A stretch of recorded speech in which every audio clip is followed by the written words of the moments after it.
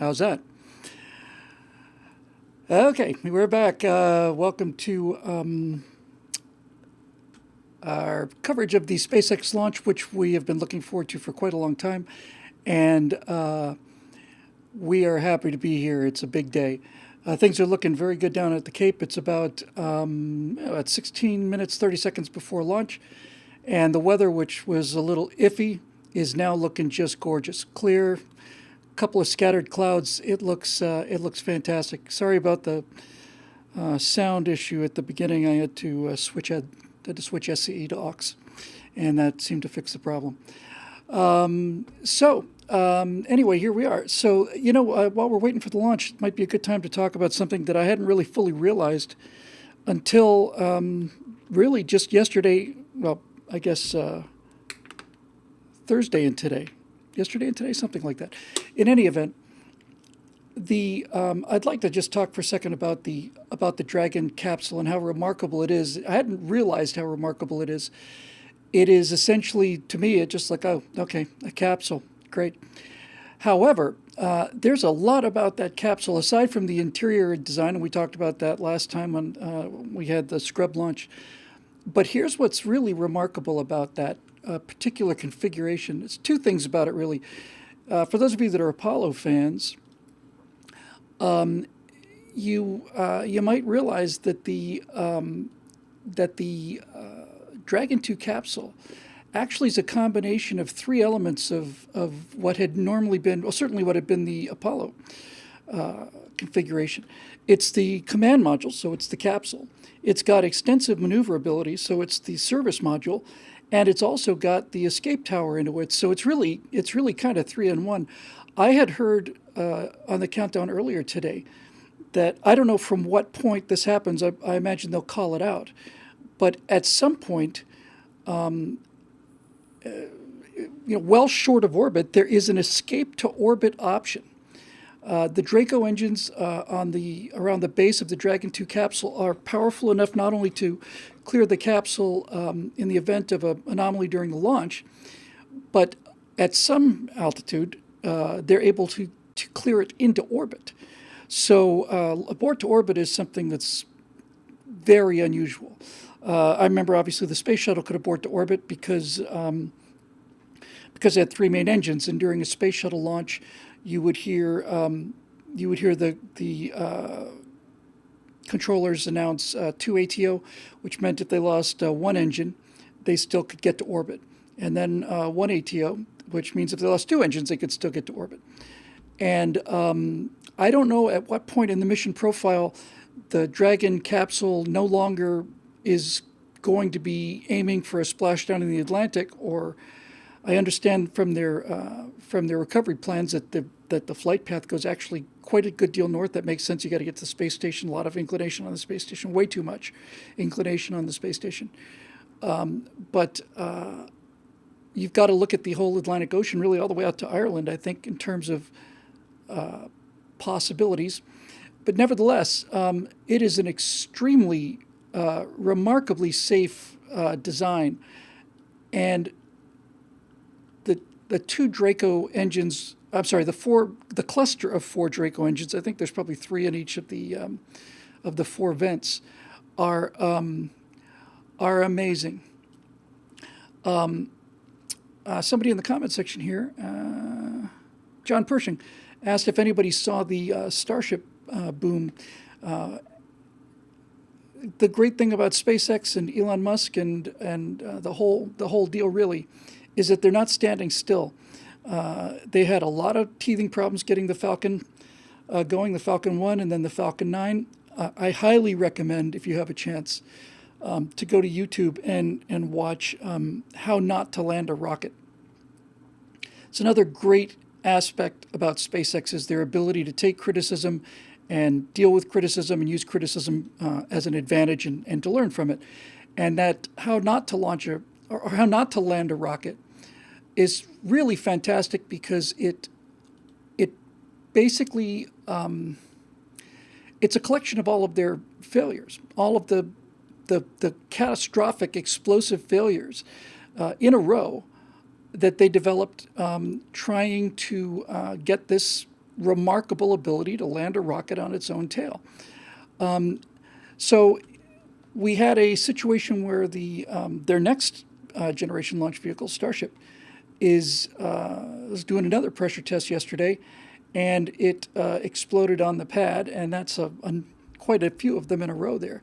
Some people look at this and get discouraged. I look at this and I think, awesome. They are, I think Glenn Reynolds said they're testing to failure, and that's how you get there. So so that's a big deal. Somebody's twitching in the capsule. If you're watching the SpaceX launch, why are you nervous there, Doug? Hard to imagine why. So we're about 11 minutes out. They've been pressurizing the first and second stages, pumping oxidizer in there. Strange seeing a capsule with no escape tower on it, but that capsule is just wicked cool looking. Oh, is it Bob? Sorry about that, Bob. I hope he doesn't abort the launch just to give me some trouble. In any event, yeah, you're on worldwide television, man. At least do this. If you got some nerves, you can at least do that. Yeah, he's got an itchy trigger finger. He's ready to go. He's playing some music. Cloud situation is considerably better, needless to say. Hang on.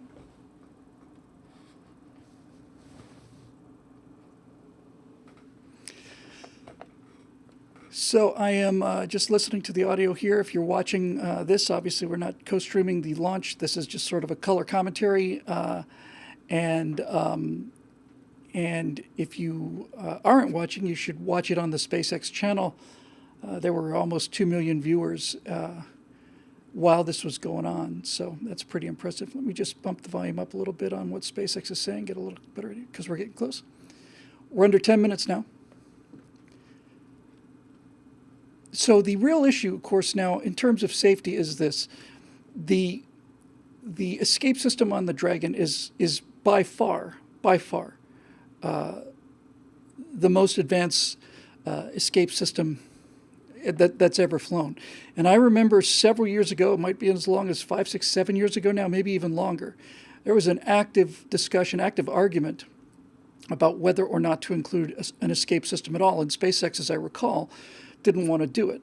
And the reason a lot of people didn't want to do it was because the weight of it, complexity of it, and at the time anyway, I guess they were thinking along the lines of a more traditional kind of an escape launch system. The actual window of events that it could save you from, they made the argument that, it actually is safer to not have one. But NASA wouldn't let them fly without an escape system. And so they redesigned the Dragon capsule into this Dragon 2, and now the real genius of incorporating both the service module and the escape tower system into one capsule is you have escape capability all the way. You never jettison the escape tower, the rocket tower that used to sit on the top of those of all of our capsules. Jim and I didn't have one, however. And then. And not only that, but you have the abort to orbit capability. I have heard that they are capable of actually landing on those Draco rockets. That'd be quite a thing to see. I suppose they'll be working that into the flight plan, and if it turns out that I got that right, then that means that they'll be able to just come back and land at Kennedy, but that's downstream certainly. But it's an incredible system, and when it's in orbit, you've got so much delta V, you've got so much potential thrust for a little capsule. Anyway, there it is. It'll be great if they can get that. Get the booster back. They've gotten very good at that. Again, cannot recommend it highly enough for people who really want to understand how you develop difficult things and do them and make them look effortless. There's a lot of failure behind spectacular success, lots and lots of failure. And a company like SpaceX strung their failures together with amusing commentary, which wasn't so amusing at the time, I'm sure. But nevertheless, to be showing off the number of times that they crashed the thing is a sign of really healthy corporate culture, which is so important in this kind of business. The inside of the capsule just looks like it looks like it doesn't even look like a movie set. It's not realistic enough to be the inside of a space capsule. It's fantastic. So we're inside 6.5 minutes, Mark. Let's see what else is going on down there.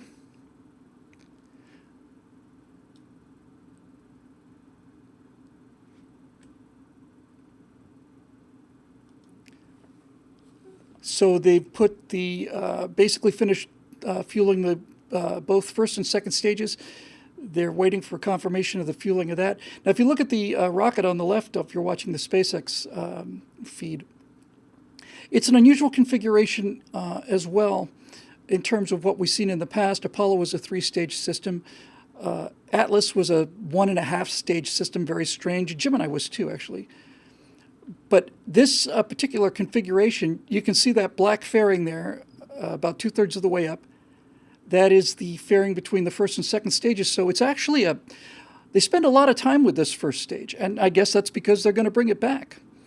But it is really remarkable how, I don't know if that rocket is as small as it looks, but it looks very small because maybe it's because it's so tall, but it looks barely more powerful than a Redstone on a Mercury capsule. Now this is obviously several times bigger, but it still has that slender, thin look. Makes it look like there's no way that thing's going to get to orbit.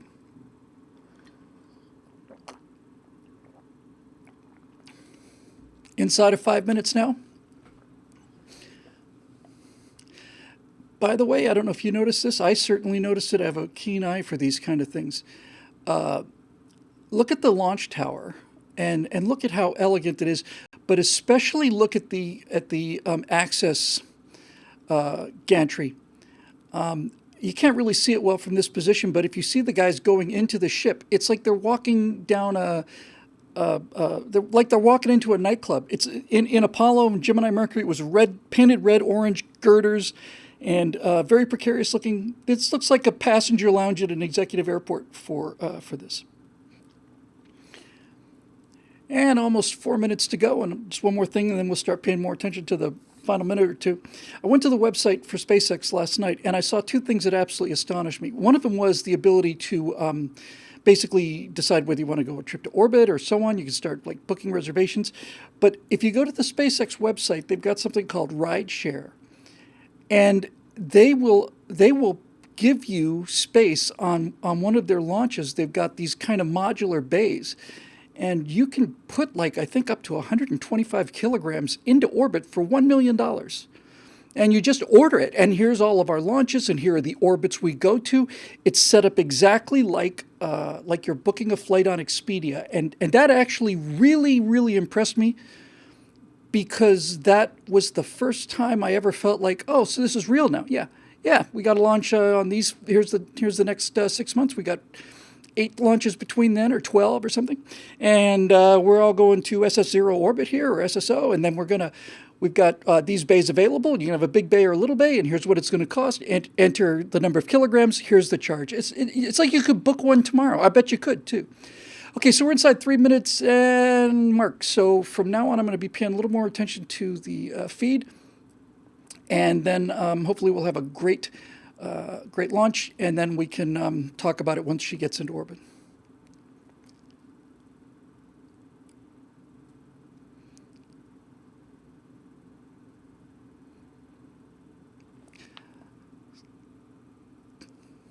Still loading stage 2, about 30 seconds to go for that. 2 minutes, 30 seconds mark.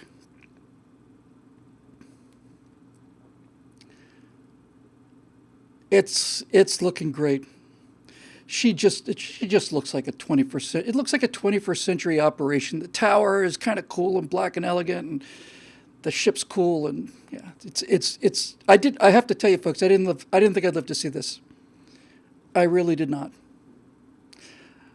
You got to wonder what's going through their minds right now. They know they're flying water in front of the camera there.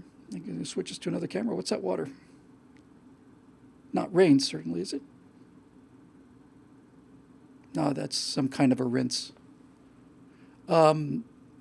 Anyway, looks clear. Got to wonder what's going through these guys' minds right now. And I can give you just a hint of it. Needless to say, they know what the risks are, but they're too focused on what they're doing to be really worried. They're filled with adrenaline, but they're not scared. Okay, minute and a half. I'm going to keep it down now. In fact, I'm going to go to full screen so I can watch it. And let's see what we can have out of this launch here as we're going to T-minus 1 minute, 15 seconds.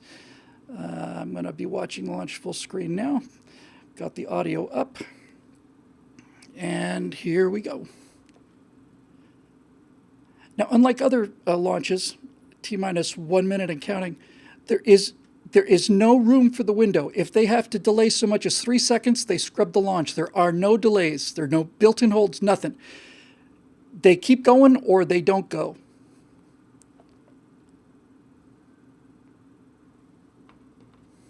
Dragon SpaceX Go for launch. It's got a nice sound to it. All right, let's light this candle. Was that Alan Shepard? I swear to God, he must have been rehearsing that. Good for him. Good for him. Let's light this candle. You bet, baby. Let's light this candle. 22. 20. She's beautiful. 15 seconds. Tanks are pressurized. Here we go. Coming up. Here's 10.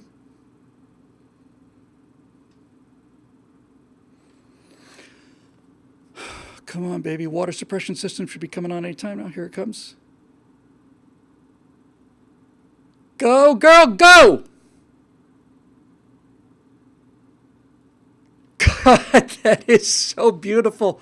Go, go, go, go! I don't know what it is about that word, but when you watch a launch, it's the only thing you can say.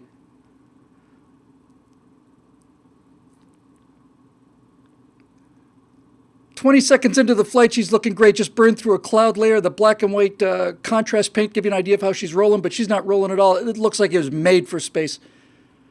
Fantastic. Go, man. Okay, we're approaching max Q. Max Q is maximum aerodynamic pressure on the vehicle. So the stresses on the vehicle get higher and then they get lower. And they're slowing down. They're throttling down the engines to ease up the pressure on the vehicle. Here comes max Q. Q is drag, basically, resistance, air resistance. So, and there's max Q. That means that now, from this point forward, the vehicle is going faster. That would mean more air pressure, but the air is getting thinner faster than their speed is increasing, and so now the aerodynamic loads are lowering on the vehicle. Throttling back up, boy, they're doing great. They're just doing great. They're about 10 miles high, somewhere in that neighborhood.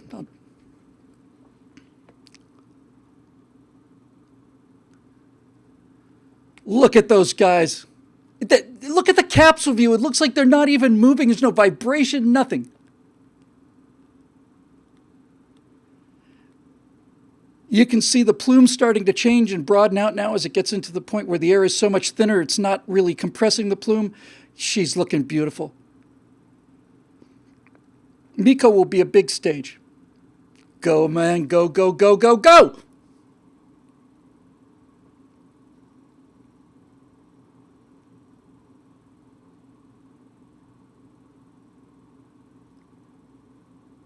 Oh, it's just gorgeous.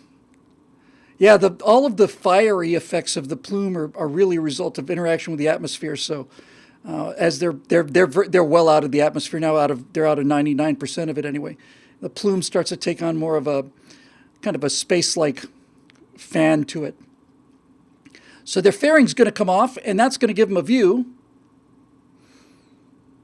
So main engine cutoff coming up. Main engine's cut off, looking at the right screen. Go, baby, go. Let's light that thing. Come on, second stage. Come on, second stage. There goes the ring. Doesn't seem... I guess it's all right. Yeah.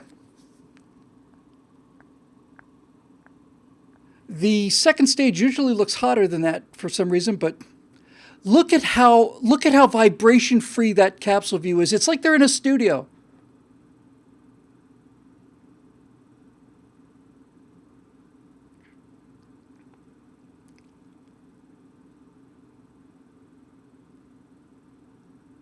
I have to tell you guys, I have to tell you, just watching these astronauts in that capsule with this screen, this is the first time I have ever seen a space flight that just felt really just routine, like a passenger airplane ride. It just has that feel to it. It's like, oh, great. When are you going to bring the drinks? So when is the service going to be here? We got these beautiful screens looking. Looks like it's just fantastic. Fantastic. That second stage is just go. Look how unbelievably smooth that ride is. It's incredible to me. They're right on the money. Nominal trajectory.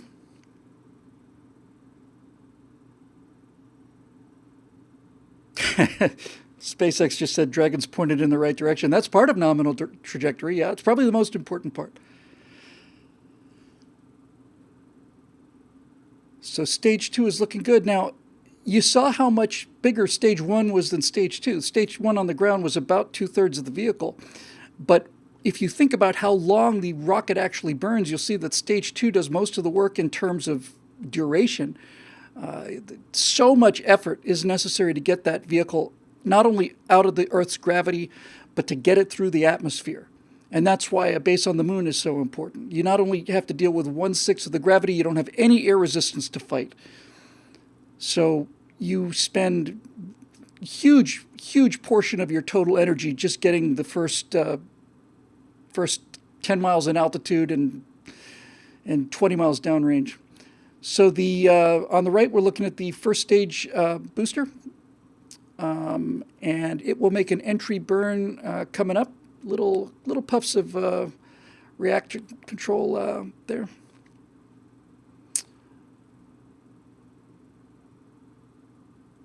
It looks like two guys watching TV.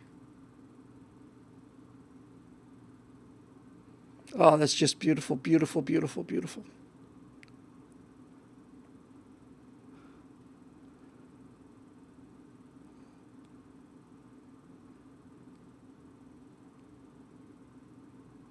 I cross my hands, kind of lay back, sit here. Just wake me up when it's over. It does make me wonder how much manual control they have to actually maneuver the capsule. I don't see any kind of controls there.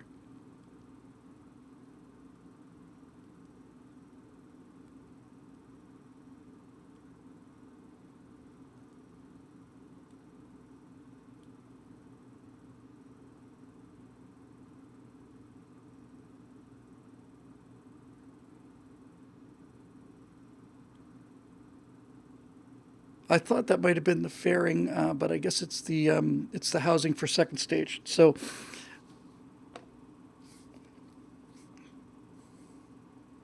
now things are going to happen pretty fast coming up. Second stage cutoff, SECO,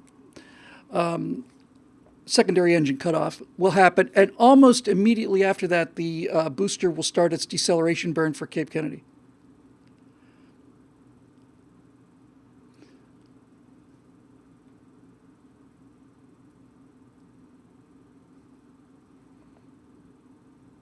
Right on the money.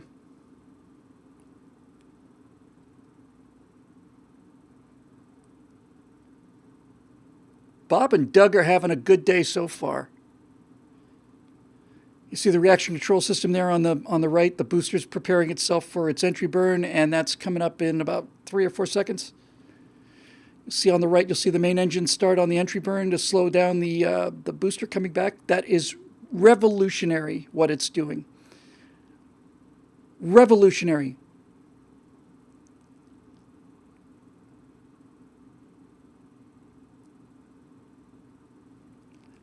You know, they used to refer to these things as big dumb rockets. And for most of our history, that's the best way to get a bunch of stuff into space, a big dumb rocket. But this is a big smart rocket. And the idea of recovering the booster, the whole thing, the idea of losing those engines, the fuel tanks are not terribly expensive. It's just aluminum skin. But the idea of losing those magnificent engines on the Apollo first, second, and third stage, just they're gone. You not only get the rocket back, the main thing you get back, obviously, is the engines, the fuel tanks, all of that stuff. Just gas it up and send it again. Tremendous. She's coming down fast now.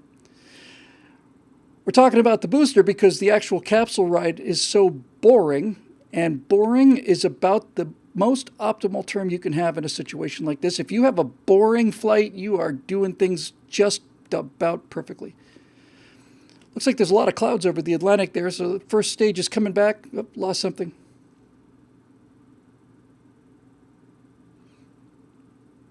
Okay, we'll see secondary engine cutout. And then we'll go immediately to the landing burn, I imagine, and see if they can recover this. Seco. There it goes.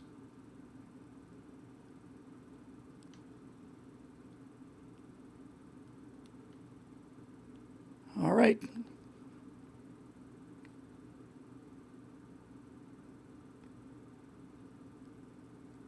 They're in orbit. Yeah, whatever. It's another Saturday. Got nothing else to do. Nominal orbital insertion. I wish they could get the... I don't know why they keep losing that. I mean, I know there's a rocket landing outdoors, but really, you'd think you'd get that down. What's the matter with these losers? Oh, they got it. There, it's recovered.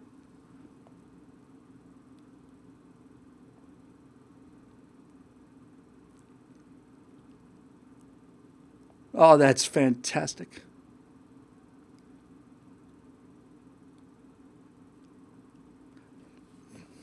Bob and Doug, little fist bump there for Bob and Doug. It's not Major this and Commander that. It's just Bob and Doug. Bob and Doug are having a great day.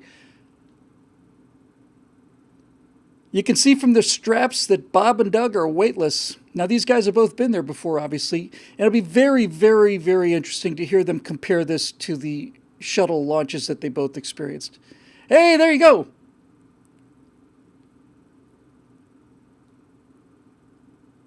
There's your zero-G indicator. It's a dragon. It's a little inflatable dragon.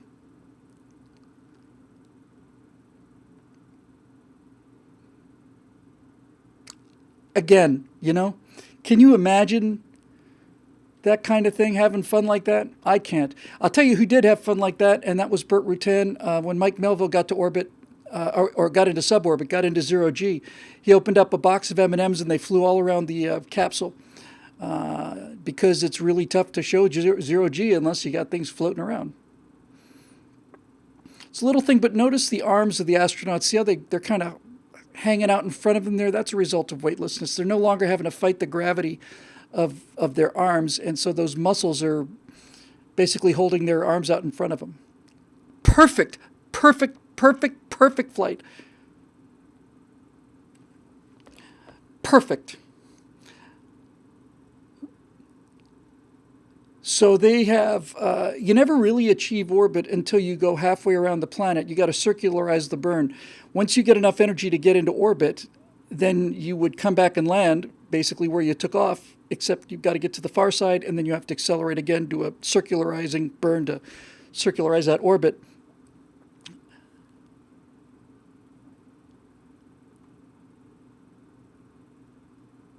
Awesome. Okay, they're going to lose the separation from the second stage here coming up.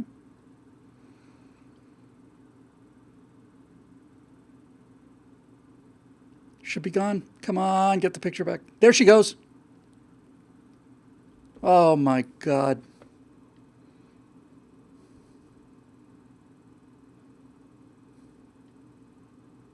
That's just beautiful.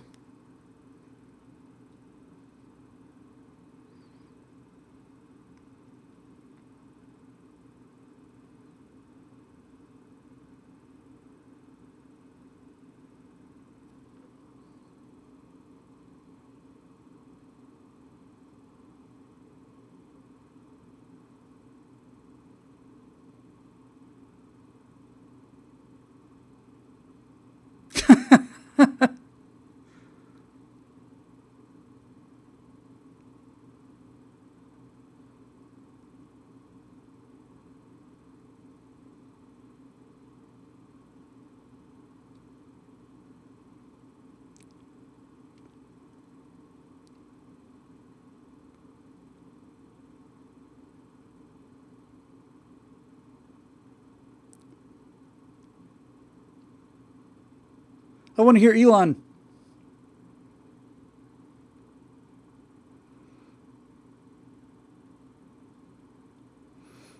You can see now the suits look more pressurized than they do on the ground. That's probably because the ambient cabin pressure is a little lower. But the suits themselves are remarkable.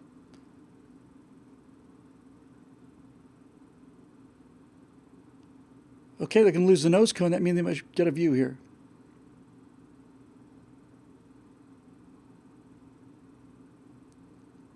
Oh, they got a view. The windows are open, obviously. Look at that blue coming in from the bottom there.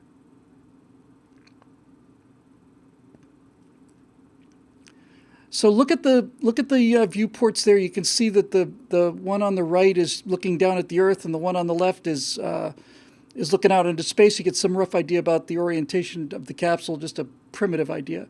Also, if you look at the left-hand screen, you'll see that the second stage is actually ahead of them. They're orbiting in the direction there, and as they raise their orbit, the second stage is going to basically come down. It's not going to do the circularization burn, so I'm sure that's going to come down, and I don't know where they put it. Traditionally, it was the Indian Ocean. You know what? I just realized there's no crowd there because of this stinking COVID-19. That's why we didn't hear the cheering. That's a real shame. That's an actual genuine shame. I would love to. I was wondering why the crowd noise wasn't bigger, but that's what happened. Hey, helmets up, visors up, gloves off.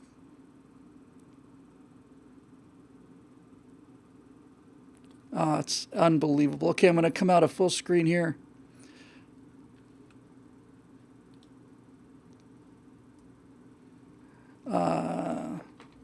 I just realized I had the lights off and you knew it, but I didn't. But that's okay. Let's put it back on.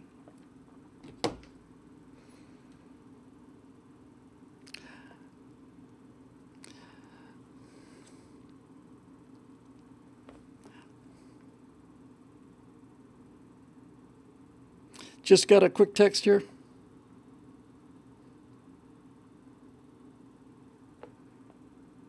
Hang on, sorry.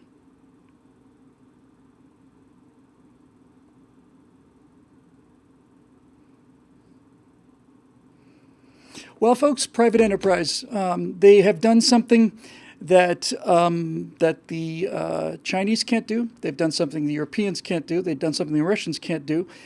And they've done something the American government can't do. They've done something that Boeing can't do. This is free market capitalism. This is unimaginable anywhere else in the world. I mean, that's maybe the thing we should be talking about here as we let some of this excitement settle down a little bit. It is inconceivable that what we saw could have happened in any other country in the world, and it's not just a question of the U.S. having the money or the technology. Who are the competitors out there now in terms of manned spaceflight? Boeing, which has so many resources, and it has so much money that it's at a tremendous disadvantage. Yeah. Yes, he does. I just got a text from Jeremy Boring saying, "God bless this country." That's exactly how I'm feeling. So who else could do this? Nobody. Boeing. Boeing is a, in fact, SpaceX and Boeing. The story of SpaceX and Boeing is the definitive example of how capitalism and free markets should work. Because I think the cycle is inevitable. I don't think there's a way out of it. I just think it's human nature. You start out as a scrappy, Boeing. It's just a guy named Boeing, and now you've got Elon Musk basically running the company the way he wants to. Boeing, of course, becomes successful. They start building the B-17. They start to ramp up during the war, and then Boeing just breaks open the mold with the 707. 57, 58, 59, somewhere 59 maybe. And now all of a sudden jet travel is available. By the way, the first successful jet, commercial jet, the Boeing 707, the first actual one was the de Havilland Comet, but a bunch of those disintegrated because they used square windows instead of round ones. but nevertheless, so Boeing becomes more and more successful, more and more competent. We have, what is it, almost 20 years now without a commercial airline crash in this country on a major carrier. And that room should be full. That is so annoying to me. That is just a lost opportunity. We can't get it back. And they're doing their 6-foot separation and all the rest of this stuff. Okay. In any event, it's amazing. So, and NASA now. Let me just hear what the NASA administrator is saying.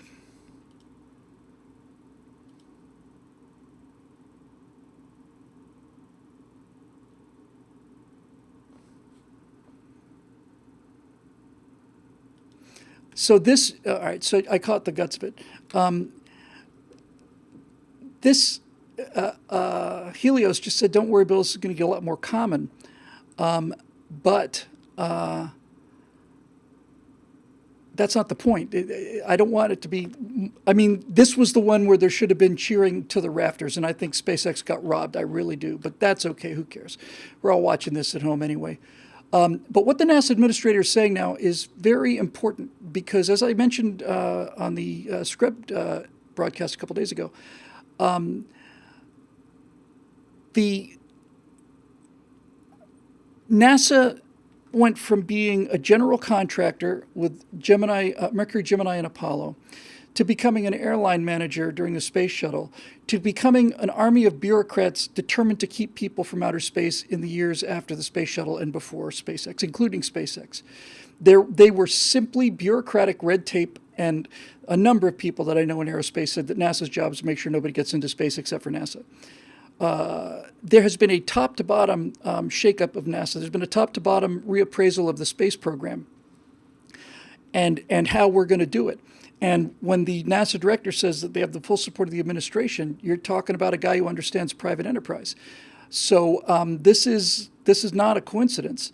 NASA is now doing what NASA had to be a general contractor in the Mercury, Gemini, and Apollo days. But NASA should not have been running the space shuttle flights. It's clear from what happened during the space shuttle flights how you can't let a bureaucracy run a technical program. You just can't do it. You can't have bureaucrats making decisions. It's got to be made by engineers. At this stage in the technology, you can't run NASA and the shuttle program like it's an airline. So back to the story about evolution. So Boeing reaches its peak of its pride. They've had problems, obviously, with the 787. They've had problems with the MAX, which was, look, the problems with the 737 MAX were put in there because so many 737s were being sold to third world countries where the pilots flying them had 800 hours. And as long as they went down the checklist, they were okay. But in any event, it was a catastrophe, and they certainly should have let people know what they were doing, and they handled it miserably and all the rest. But back to spaceflight. So now you've got Boeing, which is so expensive because Boeing and Lockheed and Northrop, the big three, assumed that this technology is so advanced and so difficult to do that they essentially had a monopoly on the market, and they could charge whatever they wanted to, and they could take however much time they wanted to. The proposals for NASA getting back to the moon, I think Boeing basically said, I don't remember the exact date, but said it's impossible before 2026 or 28, one or the other. And my understanding is that President Trump with Mike Pence said, no, we're going in 2022. So if you can't do it, then let us know. So it's a great example of this, and you mark my words now. It's a sad thing, but it's a beautiful thing. It is what it is. The time is going to come when SpaceX becomes bloated, complacent,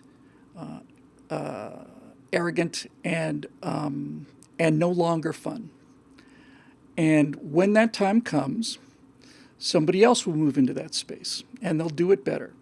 And this is the cycle of It's not a business cycle like a boom bust cycle. It is the nature of organizations. It's the nature of success.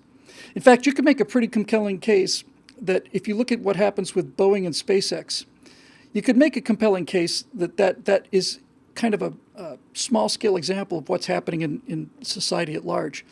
Once things become too comfortable, once a society dominates the world the way that Boeing has dominated the market, a complacency sets in, and a laziness, and a smugness, and a sense of entitlement, and then somebody comes along and just eats your lunch for you.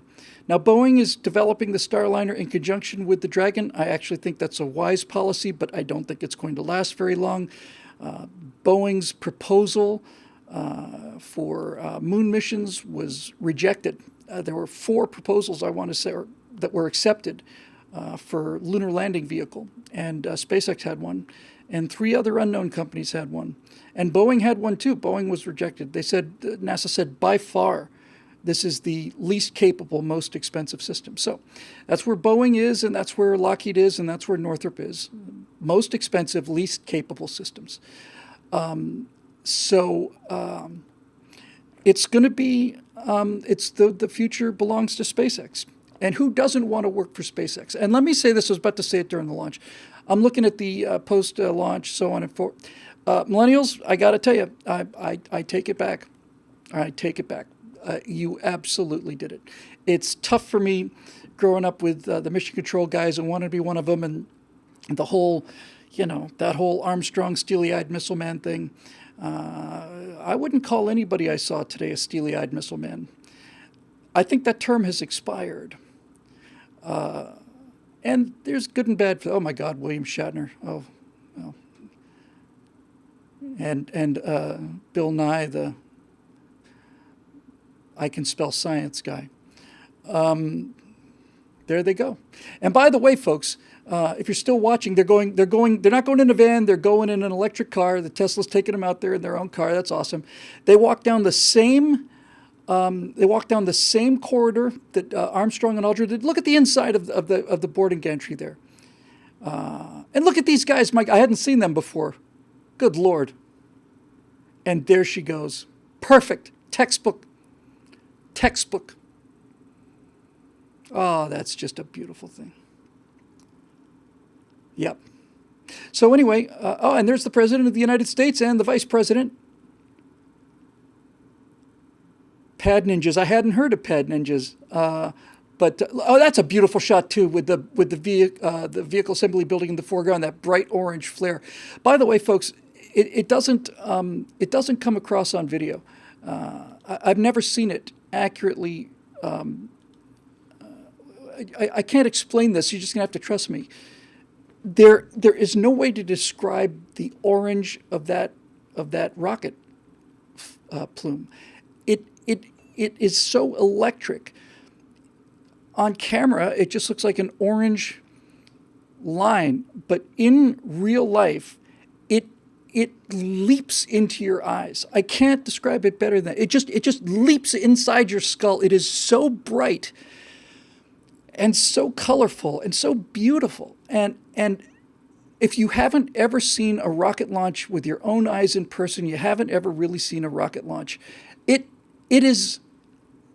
It's indescribable. I've seen, to some limited degree, the same thing on afterburners, on jet afterburners. If you go to an air show and you're watching like a F-15 or F-22, F-35 demonstration, when they light the afterburners, you expect to see some orange, but you get this, it's like, whoa.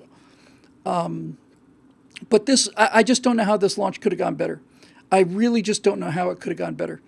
And, well, it couldn't have gone better. It's a perfect launch. I don't think there was I didn't see a single thing. So SpaceX it's SpaceX's game. There's no competition for SpaceX now. And that's what this launch has shown us.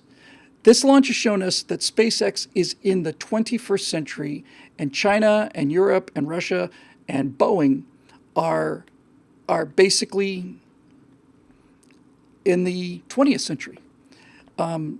They're unbelievable. I think the people to pay attention attention to are Blue Origin, because that's also a privately owned company, and Bezos has a lot more money than Elon Musk does. Blue Origin's taking their time. That's great. I think the thing I'd like to close on is simply this. They have been working on their next generation vehicle. They've been working on the Starship, which is made out of stainless steel. Very, very, very retro design. Very unusual choice. And they've had a number of explosions. I want to say they've had 5 as they pressure test this. They're running into problems with this. So they've had 5 explosions. But I want you to just go home with this and think about this. Please, if you have a moment, now that the launch feed is pretty much done, go to the SpaceX channel on YouTube and look up how not to land a rocket. And you will see all of the failures of, that's just the landing system. Forget the explosions of the Falcon 1. I remember the first Falcon 1 launch from, what was it, in the Pacific or whatever. Just look at the failures. Look at the failures. How many explosions did we have to get to this launch today? And so this is the thing that I cannot stress highly enough for people. There is no free ride here. There are mistakes that are going to be made, and there are things that have to be learned. And if you're exceedingly lucky and careful and smart, you may not kill people doing it, or at least you may not kill too many. But we don't know what we don't know. And the reason that there has not been a fatality in the United States on a major carrier for 20 years with 40,000 flights a day is because of the plane crashes that happened prior to 2001, which is the last crash of a major airliner in the United States. Every single crash was a lesson written in blood, and an effort has been made on the part of the aviation industry, the federal government in the form of the FAA, National Transportation Safety Board, and it has become, to say it's the safest way to travel is to understate the case. For the last 20 years of 40,000 flights a day, it's not only been the safest way to travel, it is the only perfectly safe way to travel. If you look at it statistically, it's the only perfectly safe way to travel for 20 years is in an airplane. Wasn't like that. And in the 40s and 50s, we were losing what was it, Fate is the Hunter? Classic book about the early days of commercial aviation. We're losing an airliner a week. So what we're doing now is we are losing vehicles by understanding what the failures are. And every time something explodes, that's something that would have exploded at some point in the future if it didn't explode on a test pad now. And when you are pushing hard enough, you get what you got today. SpaceX spent 10 or 15 years developing the Falcon rocket and getting it to do what it did today. They spent years getting it just to fly. Then they spent more years and more rockets and more failures getting it to land. And then they ran test missions to the space station. And they got familiar with that. And orbital flight became routine for them. Returning the rockets became more and more successful to the point now where it's like, we expect to recover the vehicle. Maybe we won't, but we fully expect to. And all of that is a result of crashes and failures and persistence and a toughness and a willingness to learn. After the last, not this last pressure test, but maybe one before or two before, one where they really had an unexpected failure, a really relatively minor test. My understanding, I've heard this anecdotally, that Elon Musk basically sent a message to the SpaceX company saying, well, I guess my dream of going to Mars in my lifetime is not going to be realized. I don't see any way that we're going to get to Mars in my lifetime with this kind of failure rate. Okay, failure is an option here, he said. He's right, and that's how they learned the lessons that they learned. But unlimited failures and stupid failures are not an option. So in any event, it was just a beautiful, perfect thing. And I thought I'd be reasonably composed. I knew I'd be excited, but I'd be reasonably composed. I didn't expect the go, but it's you can't help it. It's a reflex action. It's an instinct. And if you thought it looked good there, if you see it in person, you got to magnify that times 10 or 100. It's just the sensations, the sound, you feel it in your chest, that brightness of the rocket exhaust, and just being there is amazing. But it just, this is what America's about, folks. This is what America is about. We are explorers, we're entrepreneurs, we're engineers, we're pilots, we're risk takers, we're pioneers. And this requires brains, and it requires imagination, and it requires guts. And all of the competitors out there, Russia, ESA, China, have 2 out of 3. You know, that's about it. And you need all three. And on top of all of it, it was fun. It was just fun. And when they got to orbit, they were saying, what was it? He takes out it's like a little inflatable Mylar balloon. And I didn't quite know what it was at first either. It was a Dragon. And that was, here's my ultimate comment for you, Elon, and the best compliment I can pay you. That was, at the same time, the most boring launch I have ever seen, and the most exhilarating as well. It's just, well, it wasn't the most exhilarating. Apollo 11 was most exhilarating. But nevertheless, it was absolute perfection. And you have given this country a lot to be proud of. I got a couple texts from my friends while the thing was going on saying, God bless this country, God bless America. It's a good way to end, I think. Thanks for the members at BillWhittle.com for making broadcasts like this possible. It's a great day, America. And this is, by the way, mark this down on your calendars, May 30th, 2020. That's the beginning of Space Race 2. What you saw today is the equivalent of Yuri Gagarin's first flight. And man, they're going to just keep coming. I think we should start a Kickstarter program to send a writer into orbit. Somebody who knows what spaceflight's all about. Somebody, not an astronaut, but who could fly one if he needed to. Somebody who could really capture the experience. I think we need a space kind of a Kickstarter program. If only we could find a candidate who had the technical knowledge and also the kind of the storytelling skills to really get that going. I think that's the kind of thing that most people would really like to see. The flight around the moon, that's the one I wanted more than anything. And I'm not dead yet. I'm in good shape for 61. I'm gonna. In fact, I feel like I'm in such good shape that I am. On Monday, I'm going to challenge Joe Biden to a push-up competition. That's the kind of shape I'm in. Yeah, Mr. Bill goes to space for, now if we find me a TED. Hey, I got it. Ted Cruz. Bill Whittle and Ted Cruz on a space mission. Bill and Ted's Excellent Adventure. Now, tell me that wouldn't be something absolutely frickin' funny.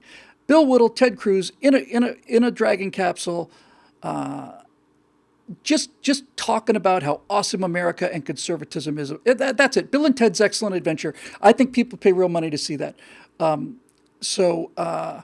Anyway, that'll do it. Thanks for our members for making this possible. It's a beautiful, glorious, gorgeous day, and you know that I don't know what it is about Ronaldus Magnus, but he certainly did have a penchant for words and imagery, and he knew how to turn a phrase.